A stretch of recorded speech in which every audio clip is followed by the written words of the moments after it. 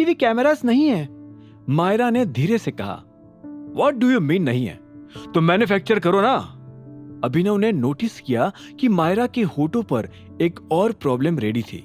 Sir, funds नहीं है ना, हमें तुरंत ही लोन के लिए अप्लाई कर देना चाहिए, क्योंकि अगर ये क्लाइंट भी हाथ से गया तो कंपनी भी जाएगी। मायरा के मन में जो सच दबा था वो उसने हिचकिचाते हुए कह डाला। रिपोर्ट्स को देखने के बाद अभिनव को भी कंपनी की ये बुरी हालत पता हो गई थी, लेकिन लोन का नाम सुनते ही उसे काफी अजीब लगा। लोन के लिए क्यों अप्लाई करना है? मैं हैंडल कर लूंगा।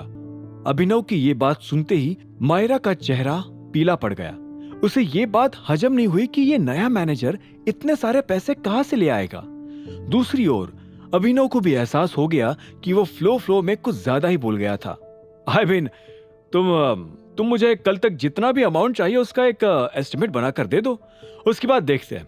अगर लोन के बिना कुछ हेल्प मिल पाए तो बेहतर होगा हमारे लिए, क्यों?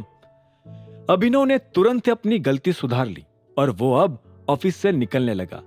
मायरा उसे जाते हुए देख रही थी। उसे अपना ये नया मैनेजर कुछ ज्यादा ही अजीब लग रहा था। अपनी गाड़ी लेकर अभिनव अब सीधा उस लोकेशन पर पहुंच गया जहां अलाइना ने उसे बुलाया था। वो एक्चुअली में एक सिनेमा हॉल था। सिनेमा हॉल की पार्किंग में पहुंचकर जैसे ही अभिनव ने अपना गेट खोला तो कुछ ही दूरी पर उसे वैभवी भी एक गाड़ी से उतरते हुए नजर आई। उन दोनों की नजरें उसी पल एक दूसरे से टकरा गई थी। वैभवी, जो पहले अभिनव को देखकर हैरान थी, अब उसकी खटारा गाड़ी देखकर हंसने लगी थी। अभिनव को पता था वो क्यों हंस रही थी, इसलिए वो उसे इग्नोर करते हुए सिनेमा हॉल की एंट्रेंस के पास पहुंच गया था। उसे महसूस हो गया था कि वैभवी उसके पीछे पीछे आ रही थी और वो अकेली भी नहीं थी। क्या बात है, लोग आजकल सिनेमा हॉल में भी बाहर से खाना ऑर्डर करने लगे हैं क्या? देवेन ने अभिनव की ओर देखकर हंसते हुए कहा। अभिनव उसका ताना समझ गया था, पर वो नहीं पलटा और सीधा अंदर जाने लगा। वैभवी और देवेन भी उसके पीछे पीछे आने लगे थे। सिक्योरिटी सबकी टिकट्स चेक कर रही थी और अभिनव के पास वो नहीं थी, इसीलिए वो साइड में जाकर अलाइना को फोन लगाने लगा था। देवेन ने उसे इस तरह कोने में खड़ा नोटिस किया और फिर एक तंज कसा। टिकट काउंटर तो पीछे रह गया दोस्त। हाय अभिनव, काफी टाइम हो गया मिले हुए, नहीं? देवेन के हाथों में हाथ डाले वैभवी ने अभिनव को चिढ़ाते हुए कहा। काफी टाइम वैभवी।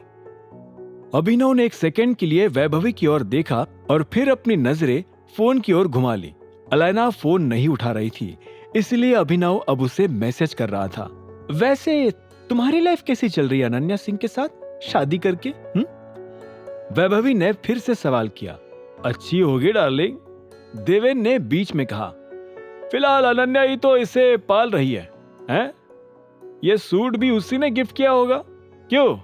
बस इस बेचारे को आज टिकट खरीदने की पॉकेट मनी देना भूल गई। अभिनव ने देवेन की आंखों में देखकर गहरी आवाज से कहा, यह सूट मैंने अपने पैसों से खरीदा है, ठीक है? खरीद लिया होगा देवेन, अकरम सर के यहाँ जॉब करता है वो। I mean, करता था, अब तो निकाल दिया इसको नौकरी से।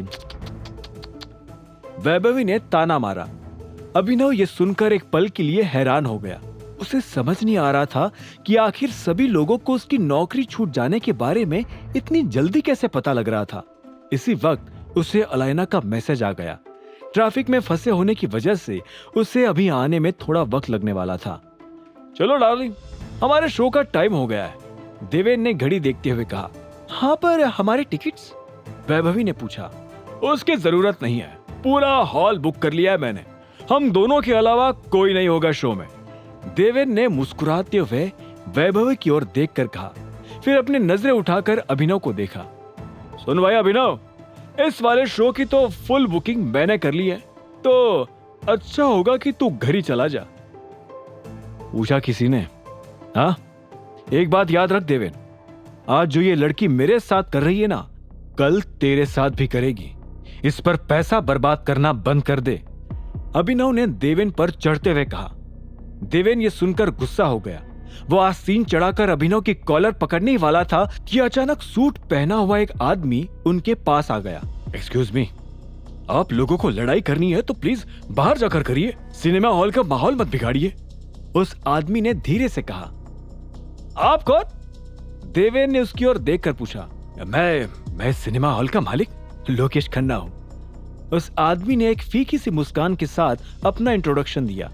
देवेन ने अपनी नजर तुरंत ही अभिनव की ओर घुमा ली और उस पर सारा ब्लेम डाल दिया। ये लड़का हमें परेशान कर रहा है, इसके पास टिकट भी नहीं है। अभिनव देवेन की ओर घूरने लगा।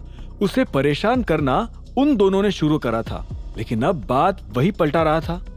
सर, टिकट नहीं है तो प्लीज बाहर जाइए, लोकेश ने कड़ी आवाज में अभिनव से कहा, जिससे अभिनव का खून खौल उठा था। आगे की कहानी जानने के लिए देखें अगला एपिसोड सिर्फ पॉकेट एफएम के यूट्यूब चैनल पर, और द रिटर्न ऑफ टाइगर के सारे एपिसोड्स को सुनने के लिए डिस्क्रिप्शन में दी लिंक से डाउनलोड करें पॉकेट एफएम ऐप।